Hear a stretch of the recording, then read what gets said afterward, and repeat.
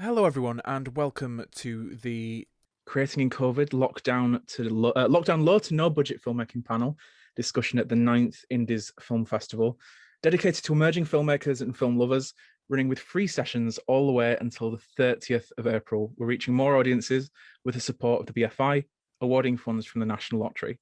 We do have the chat function open, where you're able to talk about the session, the festival, or film in general, but please do keep it focused and don't say anything that's offensive or personal. If you have a question for our brilliant panelists throughout the session, you are more than welcome to submit them in the Q&A chat function, which is open. So start thinking of your questions now, put them in as soon as possible, and we'll be putting as many as we can to the panelists as part of the session. I'll be chairing this session, so as a form of introduction, my name is Gage Oxley. I'm an award-winning screenwriter and director based in the north of England, as well as the creative program manager for the Indies Film Festival. My latest project was an Amazon exclusive anthology show called The Series of Light, which has reached over 5 million households in its first 6 months and created on an ultra low budget. This was produced by my company Option Films, which supports and nurtures independent young creators to collaborate on meaningful film, often tackling difficult subjects. It's my absolute pleasure to be sitting on this virtual panel with three amazing creators who I would love to introduce. So if Tim, Ryan, and Aaron can reveal themselves dramatically, that would be great. Super. Hi, everyone. Hey. Thank you so much for joining us, and thank you so much for your time. First, we'll start with Aaron Blake. If you could tell us a little bit about yourself. Hi, so I'm Aaron. I'm a filmmaker from London. My first short film got into Tribeca Film Festival, which was amazing, and it got selected for Best Narrative Short. And then during lockdown last year, I made a short film called I Am Norman, which touched on gay conversion therapy, which is still legal in this country. So yeah, I like to tell stories that are a bit different, a bit weird, and that's what gets me off. So yeah. Well, speaking of I Am Norman as well, it is also available on the player. So if you want to watch I Am Norman after this session, don't go away from the session. Click on player.leedsfilm.com to watch I Am Norman. Next, we've got Tim Chesney. Hello, my name's Tim Chesney, as Gage just pointed out, and I'm a writer and director based in Nottingham, and I'm one of the people behind Charity Shop Sue, which is a comedy web series. And yeah, it's got a really great LGBTQ plus following, and a lot of my stories are based around oddball groups, outsiders, and a bit of heart and humour involved. A lot of heart and humour with Charity Shop Sue. For anyone who's not watched it, would thoroughly recommend. It's available currently on YouTube, right? It's on YouTube, yeah. Lovely. And last but certainly not least, Ryan Colby. Hi, everyone. I'm Ryan Colby. I'm here in New York City. I am the owner and CEO of Ryan Colby Management, based in New York City and LA. I've had my agency for 11 years, and I've been an agent for 21 years. And I started my career as a model in London. I modeled for 15 years and retired and became an agent. So this is really the only job I've ever had. I started modeling at the age of 12, and I've loved it. This is the only industry I've ever been in. I've never had another job, and I represent actors, models, and personalities in the United States and Europe. Amazing. Well, thank you so much. Thank you for all of your time this evening, or for Ryan this afternoon. I want to begin by asking about how the lockdowns and all the situation we found all of ourselves in this past year has affected our work, I guess for better or for worse. And Tim, if we can start with you, how has it affected you? Well, for me, it's kind of been a change in terms of the kind of projects that I've worked on. At the beginning, Charity Shop Sue came out at the end of 2019, and lockdown's been pretty good to us, because I think there's an appetite for people to see stuff that maybe is regional, maybe they want to visit, and places that they're not able to go to in real life.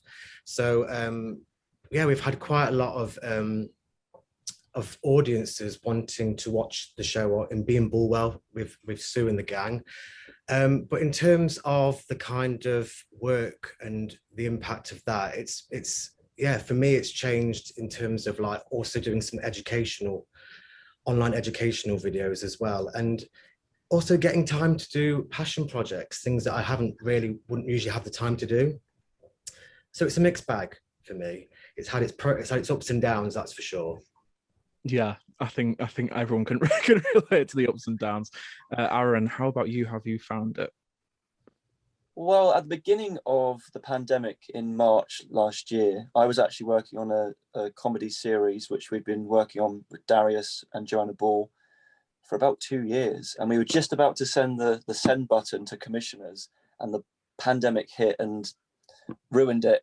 So the subject matter of the comedy wasn't appropriate for the time. And obviously things had stopped, as everyone understands. So this was obviously a disappointment because we've been working on it for such a long time, and then it just went flat. So you thought, well, how can we still exercise that muscle during this time?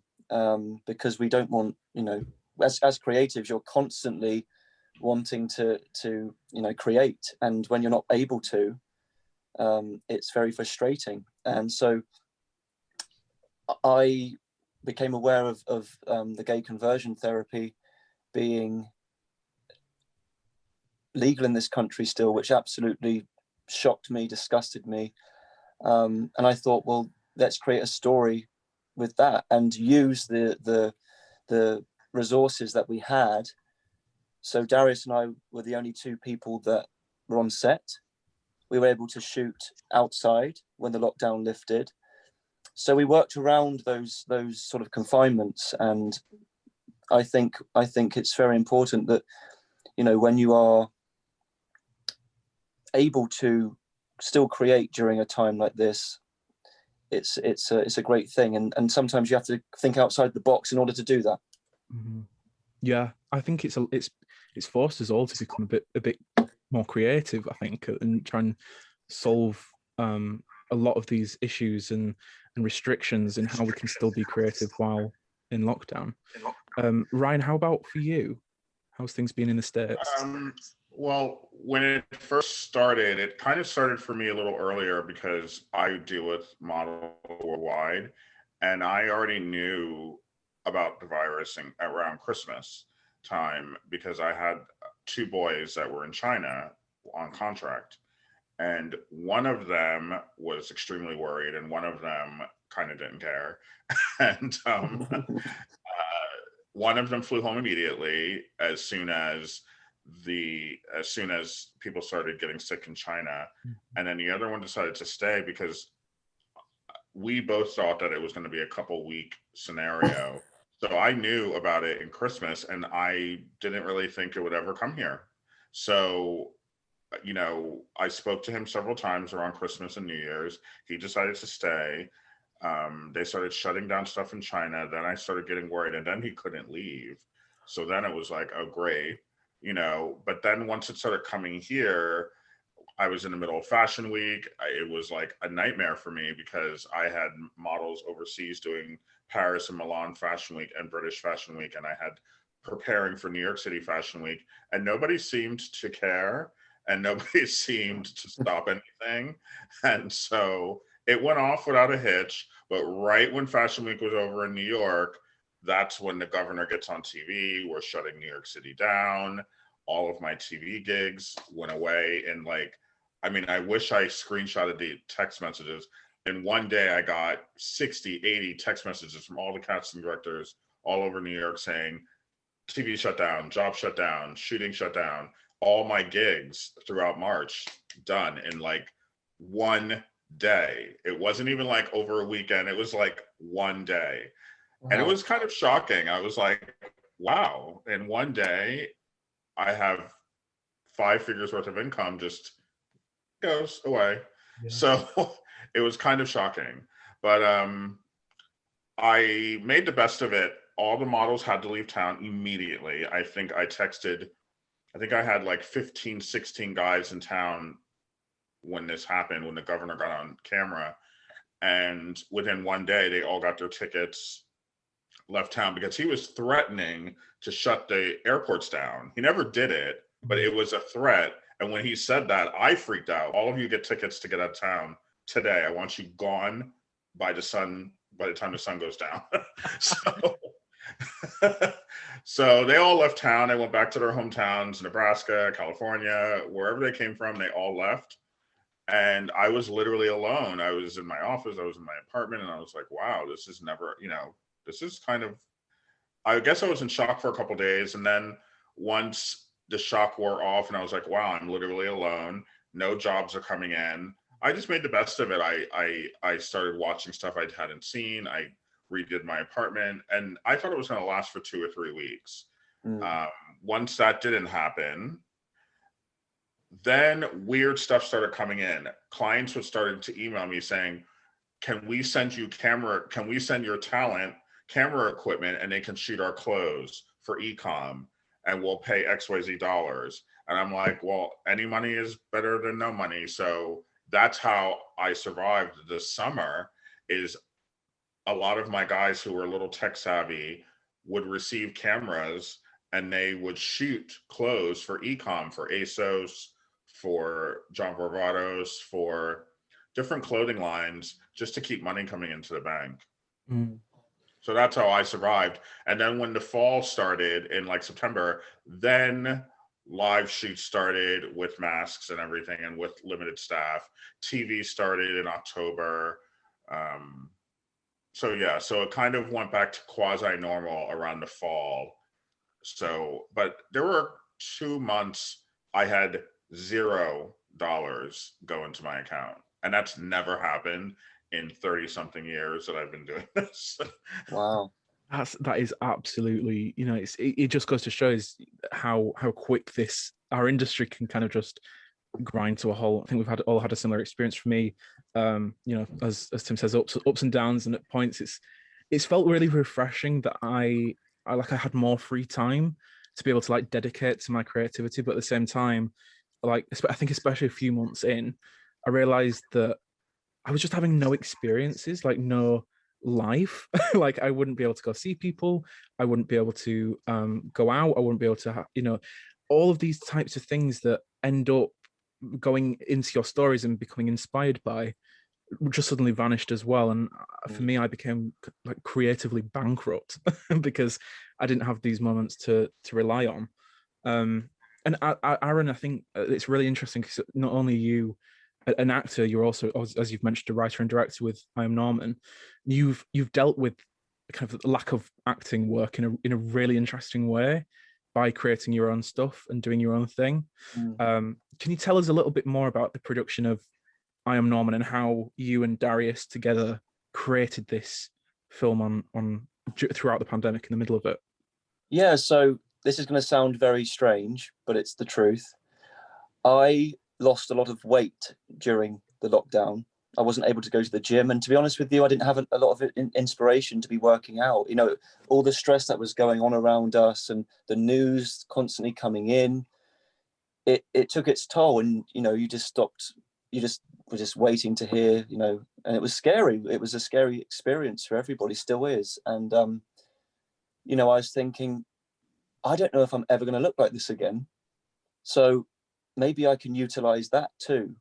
So I created a character based on how I was looking and feeling at the time, which was very interesting to sort of experience because didn't have a haircut, looked very strange. And I thought, let me write a character that ticks those boxes. So that is how Norman was born. So yeah, and that was a very sort of interesting thing to have happen. And then I got in touch with Darius and I said, actually, maybe I shouldn't say it if people may watch it. But I said, I've got this idea. And he sort of, and I told him, he went, don't know. And I said, no, please just trust me. I think it's going to be good, please. Yeah. So it was a very interesting thing. Yeah. I mean, it is. It's utterly fantastic. It's an amazing watch. How did you go about? So obviously, when you were on set, was it literally just you and Darius, or did you have a bigger crew that was socially distancing? Like, how did no, you? It was just me and Darius and a really annoying man that kept on saying, "What are you doing with that camera?" And we were just like, it came past about 6 times, and said, "Sorry, what actually are you doing?" Mhm. And we said, "We just mind your own business." We actually just said, "We're students, leave us alone." And yeah, it was so strange. But even things like that. But it was literally just me and him together. Like that was it. It's honestly for if though, as I say, please go look at it. It's free, available on the Play. You cannot tell that it was literally two people on set making that. It looks so good. The production values are incredible. And I think now we're in a position now, hopefully, where things are starting to maybe open back up. I don't want to jinx it, but we are returning to some level of normality. Ryan, what are the things that you look for in safety wise with your models and your talent? Like if someone came to you and was like, "Listen, we've got this opportunity, let's go on set." What are the type of questions that you're asking? Well, when the clients email, they kind of take care of that. They're really good about it. I work with major networks, CBS and NBC and HBO and Netflix. And so when they're shooting something, I kind of don't have to do anything. I mean, I speak to the model or the actor and tell them, you need to go to this place to get tested because they give you the address. They want you to go to their doctor. They want you to go to their clinic that they've chosen, pre-chose for you. So I personally don't have to do anything. It's all done for me. I don't think they trust the talent to do it on their own because they just won't do it if so they kind of make you do it. Like Gossip Girl has been rebooted, unfortunately. So I have people on it. And they are making them test 4 days a week. Wow. And it's a lot. I thought CBS was a lot because I have two boys on The Young and the Restless, which is an American soap opera, and they make them test 3 days a week, Monday, Wednesday, and Friday. Even if you're not shooting, they don't care. Even if you're part of the cast, you're testing. Period. Like it's not up for discussion. So I don't have to do anything. They make you do it. They send me the info and I forward it to the talent. Like with Gossip Girl, they pre-picked a clinic that the talent has to go to get tested, and it can't be negotiated. Like you can't go to your doctor or your local place. Like you have to go to this place. Yeah, I don't do anything.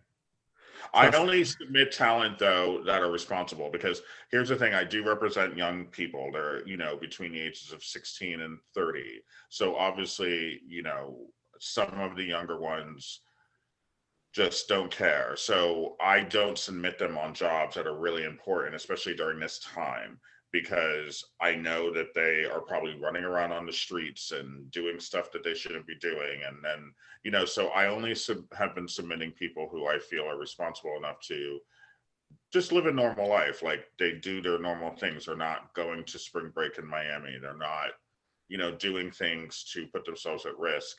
So they show up positive and can't book this job. So that's my responsibility, to know the personalities of my talent, to know which ones are a little more responsible than the others.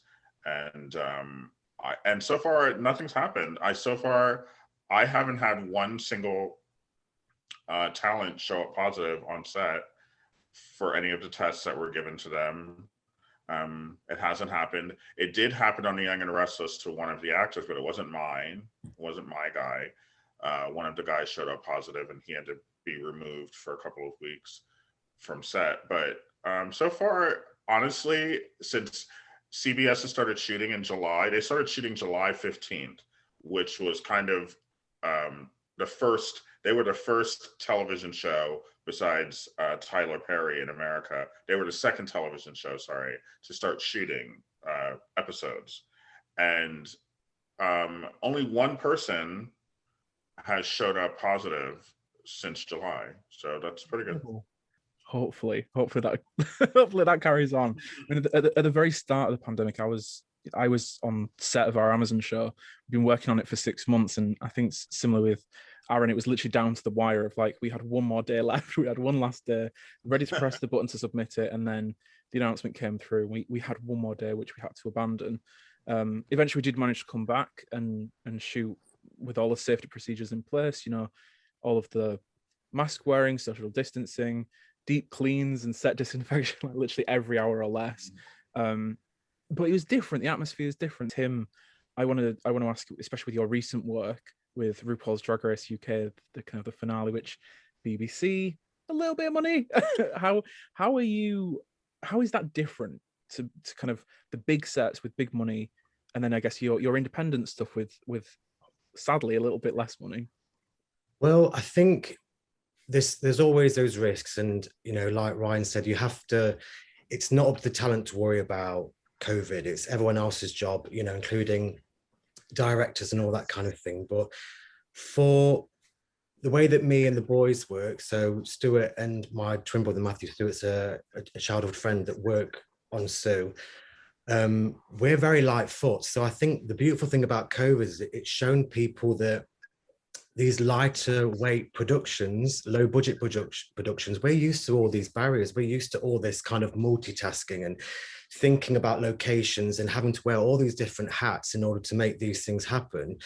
So for us, it's just like another thing to think about. But in the same breath, we're a bit more robust, aren't we? We can, you know, work through different things. But in terms of the RuPaul's Drag Race, I mean, that was, you know, a dream come true for us. And it was very different. Usually me, Matt and Stu will go down with Sue, and we'll make sure that we're on, you know, around to kind of support and all that kind of thing, and, you know, go through some bits. But only I was allowed to go, which was, you know, I felt a little bit guilty. a little bit. But with that, I had to have a PCR test where they do the proper ones like you get in, basically where it's like they're trying to start a fire in your nose. Like, she really gave me a good going in my nose, and she wanted results, and she got them. And I was all fine, and we went down there, and it was interesting because the talent have to keep distances, and everyone's wearing masks. We weren't wearing, like, you know, quarantine clothing like Ryan said. There wasn't that, but there was a lot of conscious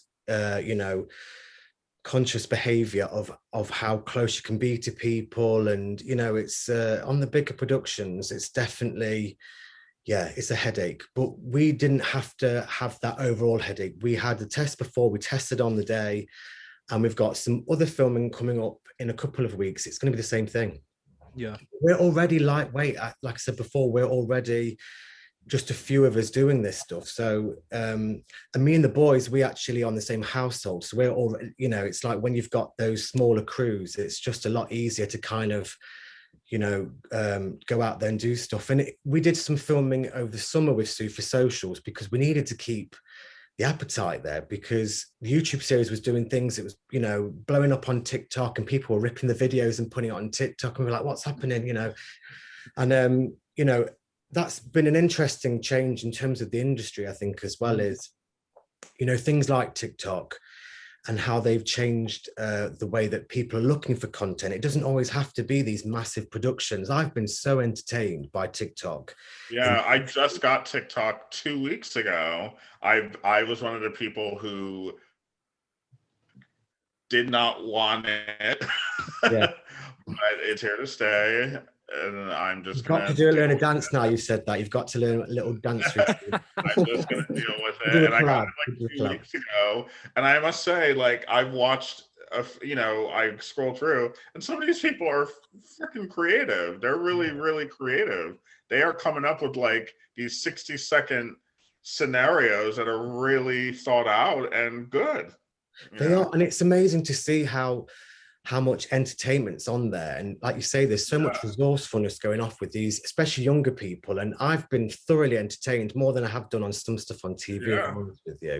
The other thing as well is that also there's people making money on TikTok. Like some of these kids, you know, they're millionaires. They've got like massive pads there, laying all sorts, haven't they? So it's definitely made a change, I think. But in terms of what we Jade from Little Mix, she gifted Sue some clothing. So we were like, we've got to do a video with this, like, you know, and it was like fun, and it was, you know, a great part of the summer, and we thought, well, the lockdown stuff's been lifted a little bit. Let's go out and do something. So we had to find outdoor locations. So we just went to like the Sainsbury's car park, and we just got Sue to do a thing. And it was just, finding Hilarious. solutions. But it's those things, isn't like, with even you and Darius, Aaron, like you've done stuff outside, and you have to find those locations where you can't be indoor, and you have to try and find that magic. I loved that video. I remember it coming out, and I've watched it so many times. It's only like 30 seconds, but it's like, it's a full-on motion picture worthy of an Oscar in yeah. 30 seconds. But you're completely right, Tim, that this is, we're built as low budget filmmakers and as independent creators, we're completely built already for this exact scenario, because we are running on literally nothing already. It's like we've already for the last few years been doing Zoom recordings, or recording with like really skeletal crews, and I want to turn to, I guess, the writing phase of things, because I mean, Aaron, as a writer, I guess this is like the time that we've all dreamed of, right? This is like the time where we can desperately, we've all been desperately craving bounds of time to be able to write and lock ourselves away. Have you found lockdown helpful in that way, or has it had the reverse?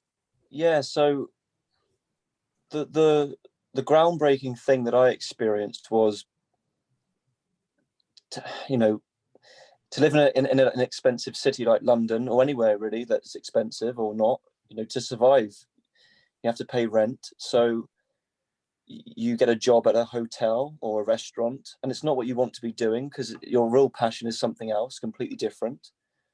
So when that was taken away, you suddenly go, well, I have plenty of time to do what I actually want to do now.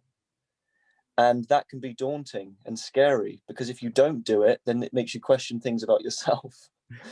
So what I did, I got masterclass, the masterclass. I learned so much during the time. I watched YouTube videos, I watched Twilight Zone, I watched so many things, and just watching the masterclass tutorials and just picking up on stuff like that, it really helped. And it was a great thing to have.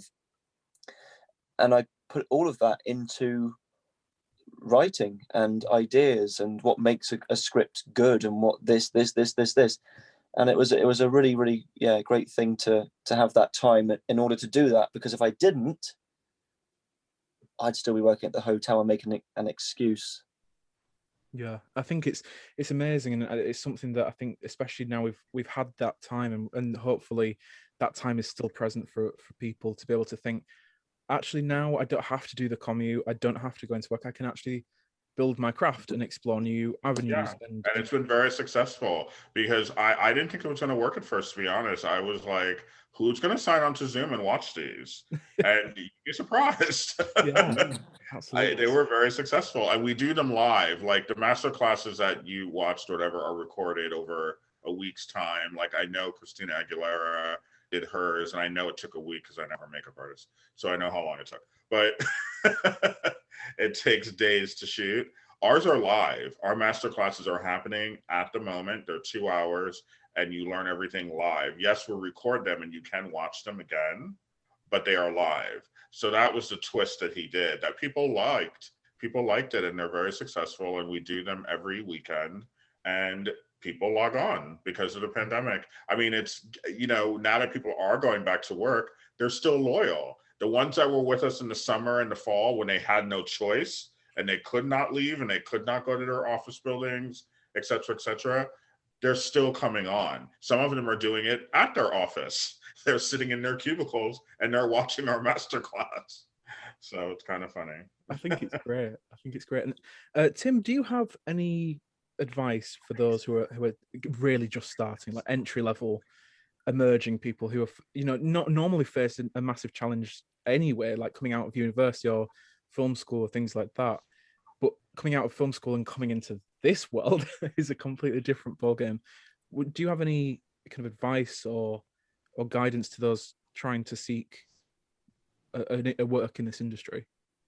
Well, I mean, I'm in Nottingham, so there's already like barriers in terms of, I'm not in London, and COVID's been good for people like me, I suppose. I can have meetings in London and LA and all sorts of places and not have to get a plane or train there. So I'd say, networking with people is obviously a very important part of what we do. But I'd say in terms of the important thing, it's the story. It's the story, and good ideas and heartfelt, authentic ideas usually they stick and they usually get by. And the industry is very tough. We all know it's there's a lot of gatekeepers and there's all sorts of things. But in terms of with me and the boys and Sue and the incredible cast that we've got, is that started from us boys and finding actors that we absolutely loved, and we knew that what they could do, and they just blew our minds in terms of bringing those ideas to life. And then we started off and put that on as a YouTube series. Not many people know this, but it was actually a YouTube series that was like a 5-parter back in 2013. And that then gained a little bit of traction, and then we got Shane Meadows and Vicky McClure. They'd seen it as well as Spoof Films, and they were like, we want to be involved, we want to make this into a longer form project. And we made the series, which is now on YouTube, the Charity Shop Sue series on YouTube. And we had all sorts of barriers. We had to do it on a budget. We didn't have a massive, if I told you, I've got loads of stories about that whole period that would blow your mind really, in terms of filming it over 11 days and only having a certain amount of times in the shop. And the cameras that we used were actually the ones that students used in the cameras. So I'm like, you've got to get those tools and those resources and just run with it. And as long as you're all on the same page and you've got that synergy between you all, and you all know that the ideas are there. Like I love nothing more than rehearsing and working with the people that are involved in Charity Shop. So it's my happy place. It's absolutely incredible. And I think my advice would be to younger people is get your crew together, get your team together, and make ideas that you're not seeing happen.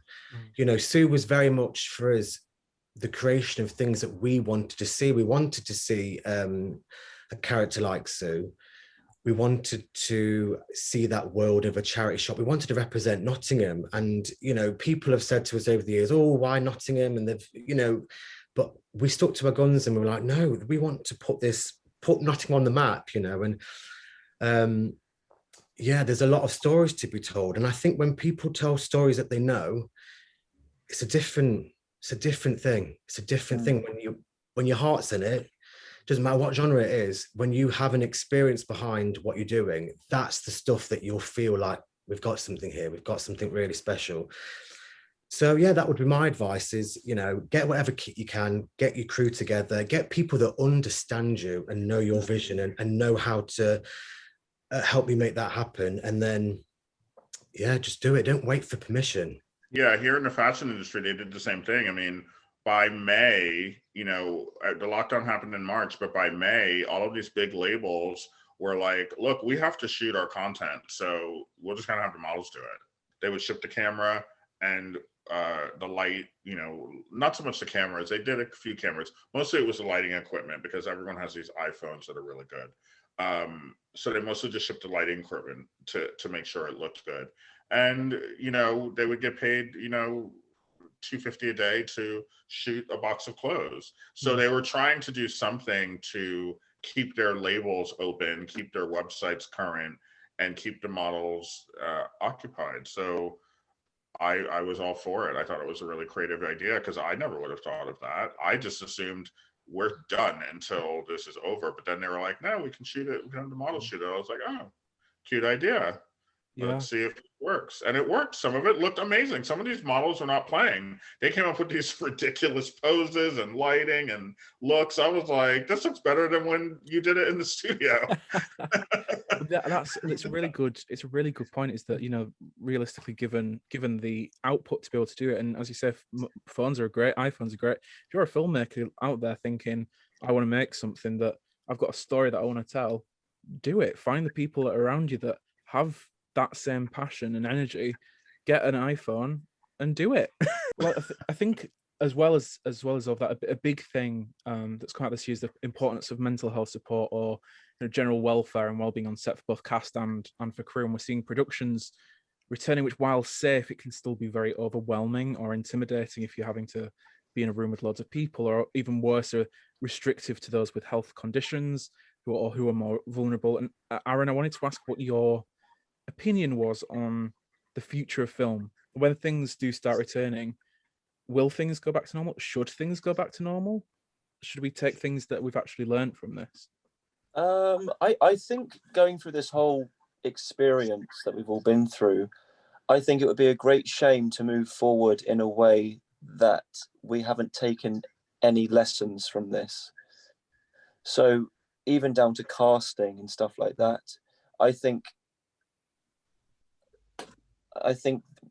we keep on seeing the same people on the TV all the time, and there's a plethora of actors and talent out there, filmmakers, so many, and sometimes it can feel like it's a members club that you haven't got membership to, and you're banging on that bloody door and they're saying, sorry, we're fully booked, no more vacancies, but you've got something to sell, to show, stories to tell. And I think the one thing to sort of remember is that just don't give up. Really, just don't give up. It's one of the most important things, because it can be a door that you are constantly knocking at. But as long as you believe in what you're doing, you have a great people. Thank you, Molly. You have great people on board. Like Tim said, people that get your vision. You're on the same page. That's all that matters. They're your tribe. They're your family. Mm-hmm. So as long as you have them next to you, you can't go wrong.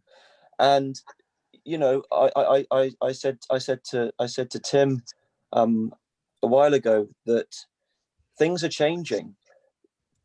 Casting directors are actually using TikTok now to cast people in Netflix shows. This sort of mentality that we've had that, if something's on the TV, that means that it's good. No, there's plenty of stuff that's on the TV that is not good. And there's stuff that's on YouTube, which is really good. So we have to get out of that mentality, I think. I just hope that when this is settled and things do go back to normal, I hope these people who got so creative don't forget that drive. Absolutely. Because then they'll just be what's the word? Rolled over by the establishment again and buried under cement. Because, if you don't take the opportunity to show people what you've got now, don't lose that, because things are going back to normal. I think, I mean, obviously with the way things are, I think there are going to be a lot of things that do carry forward, that a lot of the positive stuff of, work-life balance being a little bit better and things like that, and just having that more, I guess with the fact that we take a lot of things for granted, I think hopefully that will shift as well. I just want to remind people we've got questions open. So if you've got a question for Tim, Ryan, Aaron, or myself, please do feel free to drop them in. And we do actually have one from Molly, who asks, Tim, I love that you, Matt, and Stuart had already got used to working in a small agile group and had done for years. Do you see this as a model for the future? In part supported by the explosion of TikTok and accepting the more raw nature of filming and creating content. I mean, like Aaron and Ryan have said, there's definitely been a change in the infrastructure of how people are watching and enjoying content. I mean, a lot of the kids and younger people, they don't watch TV in the same way that people. I mean, my generation is kind of slightly in between. I'm, from a generation that remembers like analog and digital. So I think I like to think that me and the boys have a kind of, we have an understanding of the pros and cons of both. But at some point, the industry has to realize that, the influence of online is a beast that they can't tame. And they've got to put their ear to the ground a bit more in terms of the not missing out on some incredible talent, and that was always going to happen. Kits got more or less is less expensive, and you know, we've got TikToks and YouTubes, and there'll be other apps that will come out that will do the same thing. I think there's a magic when there's a few of you together and you're able just to kind of not have to think about stand there, say that line, deliver this. There's something really magical about just looking at what's around you and being site specific and going, oh, grab that, let's do this, or what about this idea? And that's certainly how me and the boys work with our actors and Charity Shop Sue. And it has good and bad, but I think that agile way of just constantly trying different things out, there's a freedom, there's a creative freedom that you can get with that kind of setup that I personally love. And I would love to do TV shows. I would love to do all that stuff, but I also want to keep doing stuff that's online because it's getting bigger and bigger influences on the whole game. Fashion, music, like you were saying, Ryan, like, you know, these people that are models that are doing ASOS, they've got incredible followings online, and they're like their own brands in themselves, aren't they? So I think there's something about you being able to do stuff that's authentic and hope that you like it and other people will like it, allows you to have that kind of heart to heart with the audience. Like I love our Charity Shop Sue audience. I'm very proud that we've got such a strong LGBTQ plus audience. I'm really proud of that. I feel a connection with them. I feel a really strong connection with them, as do the rest of the team in Charity Shop Sue. And I think, yeah, that's definitely going to be something that is going to help the big wigs say, do you know what? We give in. Let's get someone off TikTok or YouTube. Let's give them a series. Go on then, you know. Yeah, I absolutely agree. I think, you know, it just goes to show run and gun guerrilla style filmmaking is something that could really be done, and done really well right now. I've got an anonymous question here saying, have you got advice for young creators working on low budgets and how they could take advantage of the lockdown to make it work for them? And so, I mean, I'll throw this out to all three of you, but just from my perspective, we did a film we shot in December, so kind of between lockdowns 2 and 3 here in the UK. And one of the things we did was, you know, we did testing for everyone. We got the little lateral flow tests, which aren't that expensive. We managed to get one test was, I think, £8 or so. So we tested the ones that we needed to make sure that they were interacting, and it seemed to work pretty flawlessly. We had everyone wearing masks when not on set. We had social distancing in place, but the other thing that we did was just making sure that everyone felt comfortable and everyone felt safe. As you know, as we've all said before, is it's really important that we look after people right now, and you know, there are a lot of different histories and feelings going around, and I think for us it's really important that, you know, we don't want to do a disservice to our stories because of coronavirus, but equally, you know, this is a real difficult moment in our history, and it is very serious. And at the end of the day, it's film. It's, you know, you can pick it up later, you can do it at a different time, and there are so many different techniques and tools that are out there that we can now take forward and do justice with special camera movements or limited cast and crew, or you know, one of the things we're doing now with Ryan is a lot of online acting, so with characters purely being through screens and digital. So that's a lot of stuff that it is still possible to create during this time, and for us it is just making sure that it's done safely. I mean, do any of you have any kind of techniques or tools or advice for those wanting to get into the agent, the managers and the casting directors and the production people I've been talking to that are you know, casting currently, you know, they're kind of on the fence. Like they've been using people that they know because of the responsibility aspect, bringing in a new actor or someone or an actress on set who's never done anything is a risk, because you don't know their background, you don't know how how they act. They want to know that you've been taking this pandemic seriously for the past year, and they can smell who hasn't and who has, based upon the way you act. So just be really, really serious about it and show them that you really want this, and maybe you'll be given a chance. I mean, that's basically what I've been seeing. A lot of casting directors, when they've been emailing me like, we need talent for XYZ, they say in a paragraph, do not send us new talent. And I'm like, oh, okay. Yeah. And I'm like, why? They're like, because we don't have time for the experiments. That's why you have to do it yourself. That's the because I think the thing is, it is like we said about banging on doors, and there's no point in being a great actor if it's kept a secret. There's no point in being a great filmmaker if it's kept a secret. You need to show people what you have to offer. And with platforms like YouTube, TikTok, Instagram, if you have something to say, like Tim said earlier, if you have stories to tell, interesting characters, impassioned characters that people can relate to and gravitate towards, it doesn't matter where it is. If people come across it, word will get out. It will spread like wildfire. And that is, if so, people who are maybe wanting to create during this time, it is just no longer keep your talent a secret.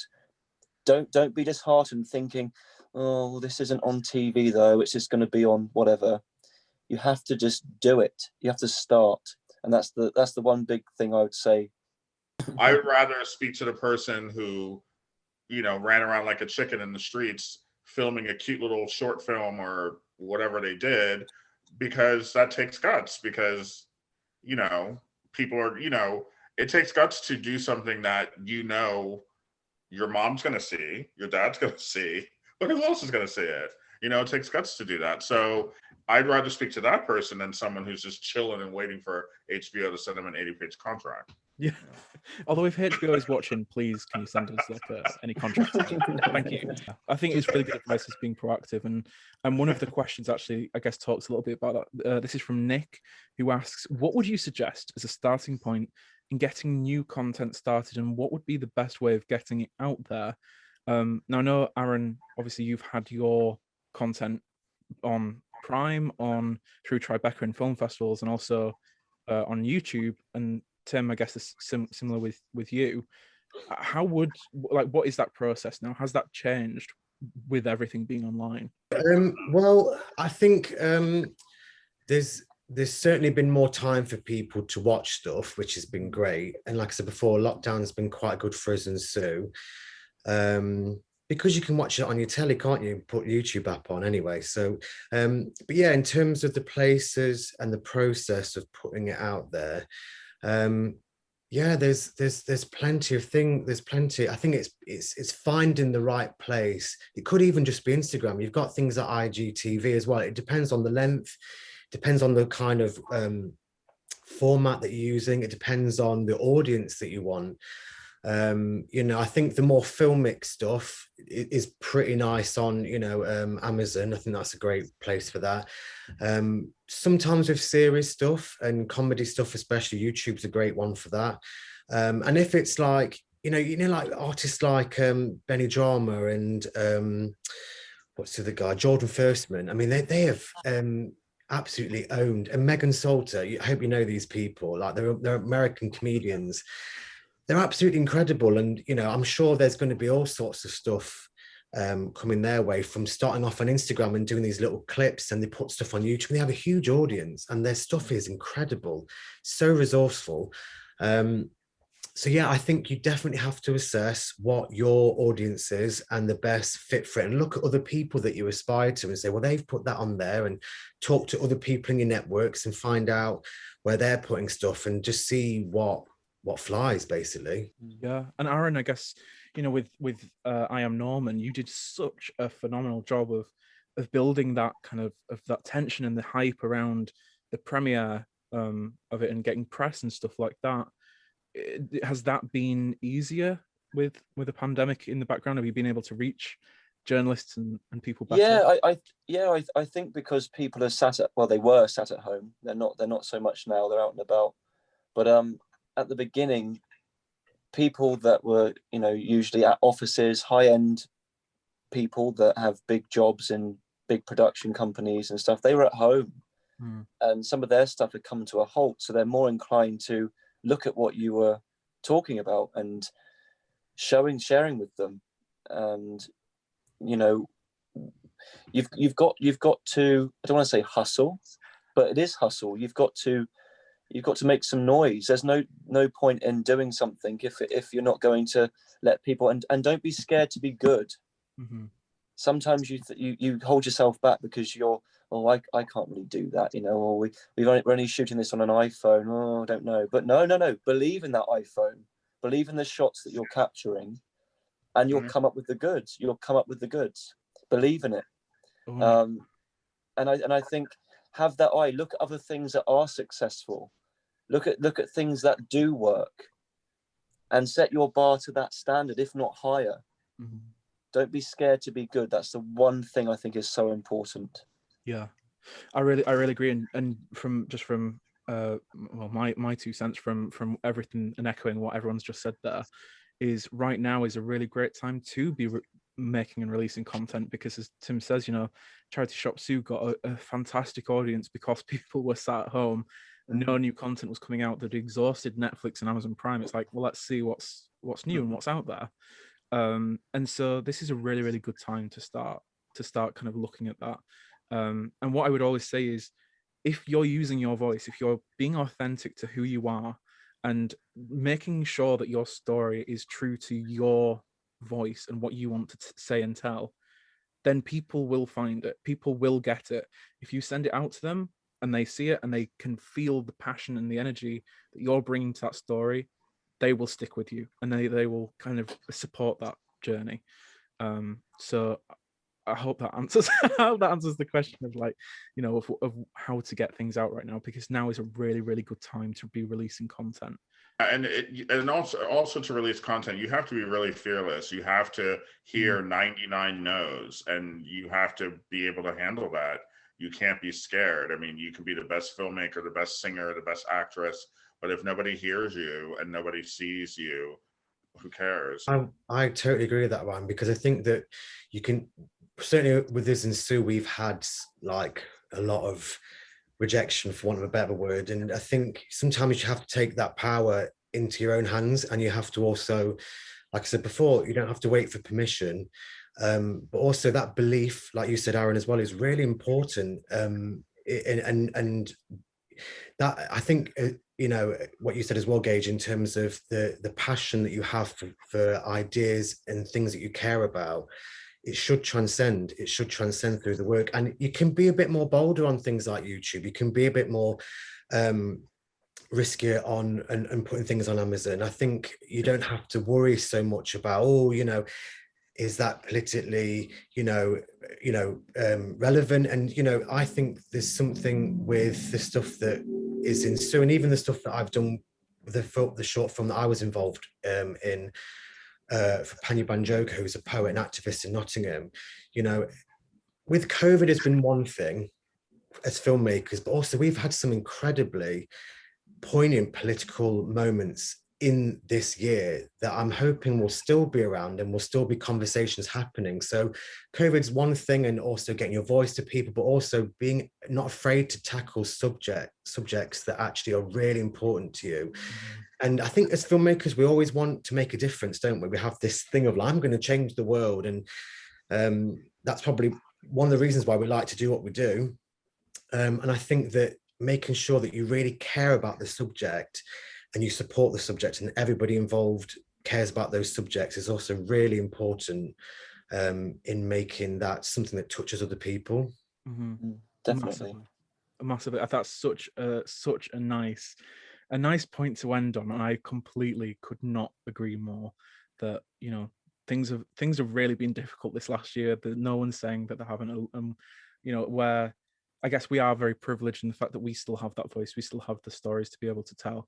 So for those watching, please tell your stories, use your voice, be engaged in this festival and all the other festivals around, because that's what makes you special and makes you a great filmmaker and a great storyteller. So thank you for joining us on the Creating in COVID panel discussion at the Indies Festival. We have loads more sessions that are completely free, including the amazing film The Eighth, talking about stories with a very difficult subject matter. The Eighth is a documentary about the repealing of the Eighth Amendment in Ireland, about abortion.